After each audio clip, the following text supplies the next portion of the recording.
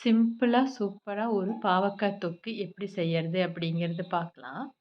ஒரு பாத்திரம் வச்சு, எண்ணெய் சூடாகறதுக்குள்ள நம்ம வேணுங்கிற திங்ஸ் எல்லாம் நம்ம எடுத்து வச்சுக்கலாம்.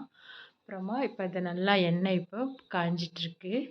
எண்ணெய் காய்ஞ்சதுக்கப்புறமா, அதில கொஞ்சம் கடுகு, கடலைப்பருப்பு, நல்ல ஜீரகம் சேர்த்து, நல்லா கடுகு மூத்து வர வரைக்கும் நம்ம வெயிட் பண்ணணும்.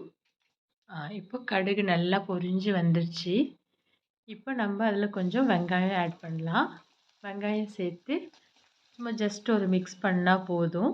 இது கூடவே நம்ம வந்து பாவக்காயை சேர்த்திக்கலாம்.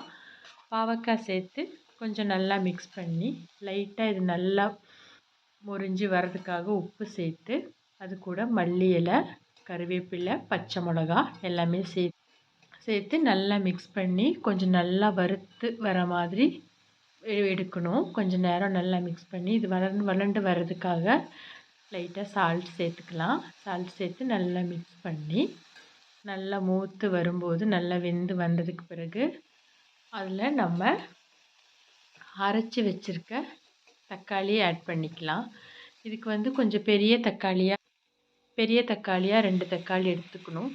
பாவக்காய் வந்து கசப்பாக இருக்கிறதுனால தக்காளி கொஞ்சம் புளி அதிகமாக இருக்கிறதால அதை போட்டு நல்லா மிக்ஸ் பண்ணி நல்லா எண்ணெய் குறுகி பிரிஞ்சு வர டைமில் மல்லிப்பொடி, மிளகாய் பொடி, மஞ்சள் பொடி சேர்த்து நல்லா மிக்ஸ் பண்ணி ஒரு 5 நிமிஷம் வேக வச்சு எடுத்தால் சூப்பரான பாவக்காய் தொக்கு